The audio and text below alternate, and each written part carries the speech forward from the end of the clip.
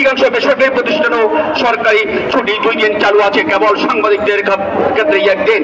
আবার সাপ্তাহিক ছুটিতে কাজ করলে তার জন্য উটিও পান না। আমরা সংবাদপত্রে 2 দিনের ছুটি দাবি করছি। 6 নম্বর, সাংবাদিক হত্যা, হয়রানি এবং নির্যাতন বন্ধ করতে হবে।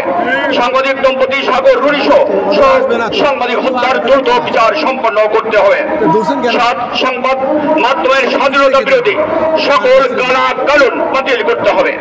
8, আইন অনুযায়ী সাংবাদিকের ন্যায্য পাওনা আদায়ের জন্য পৃথক শ্রম আদালত স্থাপন করতে হবে।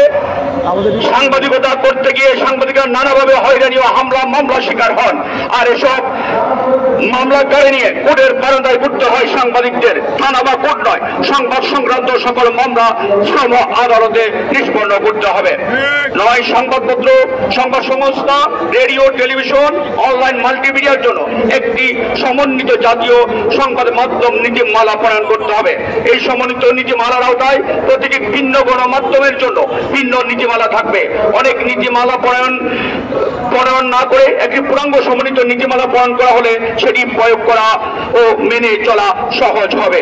10 নম্বর, সংবাদপত্র, অনলাইন, টেলিভিশন, রেডিও, সংবাদ সংস্থা ও মাল্টিমিডিয়ার জন্য অভিন্ন ওয়েজ বোর্ড করতে হবে। বর্তমান প্রিন্ট মিডিয়ার জন্য ওয়েজ বোর্ড থাকলেও টেলিভিশন, অনলাইনের কোনো ওয়েজ বোর্ড নেই। তাই টেলিভিশন সাংবাদিকদের চাকরি শেষে খালি হাতে ফিরতে হয়, এটা অমানবিক। আমরা তাই টেলিভিশনের জন্য এবং অনলাইনের জন্য অভিন্ন আমরা ওয়েজ বোর্ড দাবি করছি। 11, রাষ্ট্রীয় প্রশাসনের সব স্তরে এবং আইন প্রণয়ন ও নীতি নির্ধারণে সাংবাদিক সমাজের অংশগ্রহণ নিশ্চিত করতে হবে। যতদিন পর্যন্ত রাষ্ট্রীয় কাঠামোতে সাংবাদিক সমাজের অংশগ্রহণ নিশ্চিত না হবে, ততদিন পর্যন্ত স্বাধীন সাংবাদিক সম্ভব হবে না বলে আমরা মনে করি। কারো কথায় কথায় সাংবাদিকের চাকরিচ্যুত বন্ধ এবং ইতিমধ্যে চাকরিচ্যুত সাংবাদিকদের পুনর্বহাল করতে হবে। কারো চাকরি থেকে অব্যাহতি নেওয়া অথবা অব্যাহতি প্রাপ্ত সাংবাদিকদের দেওয়া পাওনা 90 দিনের মধ্যে পরিশোধ করতে হবে। আপনারা জানেন অধিকাংশ পত্রিকা বছর পর বছর ঘোরায়, তারপরও দেওয়া পাওনা দেন না। 14, কোন গণমাধ্যমে নিয়োগ 2400 পরিচয়পত্র নিয়োগ করতে 2400 পরিচয়পত্র ছাড়া এবং বিনা বেতনে কোন সাংবাদিক অস্থায়ী বা চুক্তি ভিত্তিক নিয়োগ দিতে পারবে না। আপনারা জানেন বহু গণমাধ্যম সবাই নিয়োগ দেন, পরিচয়পত্র দেন না, নিয়োগপত্র দেন না, বেতন ধরেন না। এটা অমানবিক এবং এটা বাংলাদেশ ফেডারেল সাংবাদিক ইউনিয়ন সহ্য করবে না। মনোরম মফস্বল সাংবাদিকদের সম্মানজনক বেতন দিতে হবে। জেলা পর্যায়ে কিছু পত্রিকা বা টিভি চ্যানেল বেতন দিলে অধিকাংশ মিডিয়া হাউস উপজেলা প্রতিনিধি 1 টাকা বেতন দেয় না।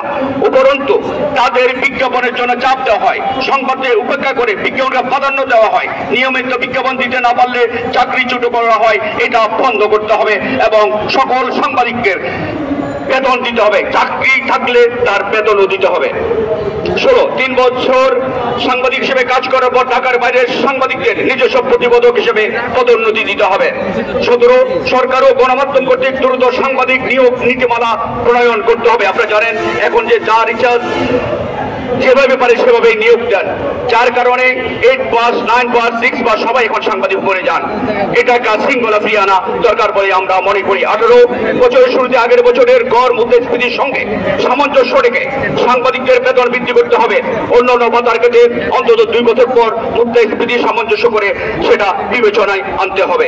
19, পেশাগত দায়িত্ব পালন করে বিশেষ করে ঝুঁকিপূর্ণ অ্যাসাইনমেন্টে ক্যামেরা, ল্যাপটপ, মোটরসাইকেল, গাড়ি, মূল্যবান যন্ত্রপাতি নষ্ট হলে প্রতিষ্ঠানকে ক্ষতিপূরণের ব্যবস্থা করতে হবে।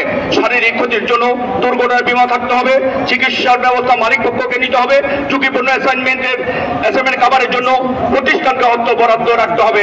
সংবাদ কর্মীদের জন্য বিশেষ নিরাপত্তা সরঞ্জাম এবং দুর্ঘটনা ভাতার ব্যবস্থা থাকতে হবে। স্থায়ী সংবাদ কর্মীদের জন্য দুর্ঘটনা বীমা ও চিকিৎসা বীমার ব্যবস্থা, জীবন বীমা, প্রভিডেন্ট ফান্ড এবং গ্র্যাচুইটির ব্যবস্থা করতে হবে। সংবাদ কর্মীদের আইনি সহায়তার জন্য প্রতিষ্ঠানে আলাদা ব্যবস্থা রাখতে হবে। নারী সংবাদ কর্মীদের জন্য উপযুক্ত পরিবেশ, বিশেষ করে তাদের জন্য আলাদা রেস্টরুমের ব্যবস্থা রাখতে হবে।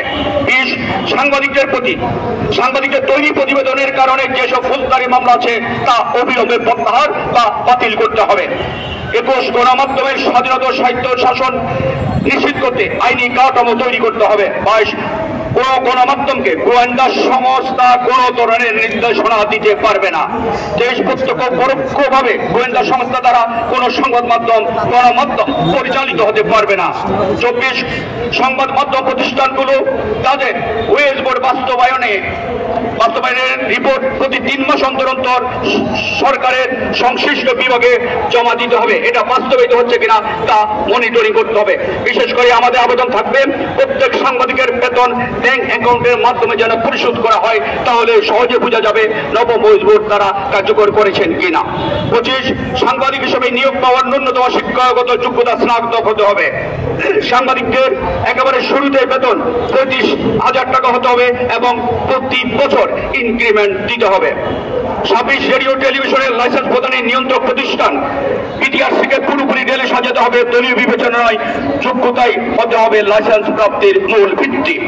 27 কোন সাংবাদিক যতদিন পর্যন্ত দায়িত্ব পালন করার মতো শারীরিক ও মানসিক ভাবে সুস্থ থাকবেন, তার বিরুদ্ধে যদি আর্থিক দুর্নীতি নৈতিক স্খলন জড়িত কোনো অভিযোগ প্রমাণিত না হয়, তাহলে তাকে অবসর দেওয়া যাবে না। আজকে আমাদের গণমাধ্যমগুলোর একটা বৈশিষ্ট্য চরিত্র হয়েছে, সিনিয়র হলে তাদেরকে যখন তাদেরকে বেশি বেতন প্রাপ্ত তাদেরকে চাকরিচ্যুত করা হয়।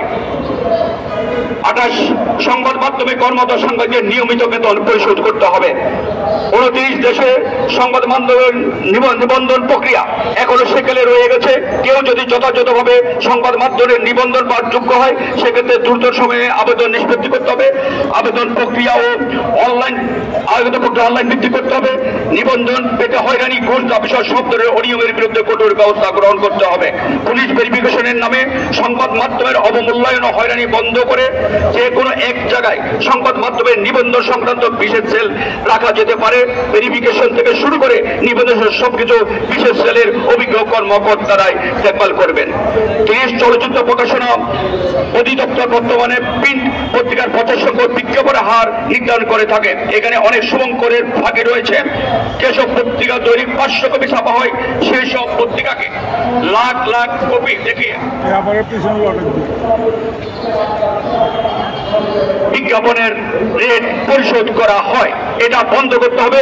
প্রকৃত যে পত্রিকার সেই ধরনের সার্কুলেশন সেটা দেখে তাদেরকে সে হারে বিজ্ঞাপন দিতে হবে। 31 সংবাদ মাধ্যমের বিজ্ঞাপনের বাড়াতে হবে। 900 টাকার রেট দিয়ে এখনকার সংবাদ মাধ্যমকে টিকে রাখা প্রায় অসম্ভব। এখনকার মুদ্রাস্ফীতির বিবেচনায় রেট আরো অন্তত 50% বাড়াতে হবে।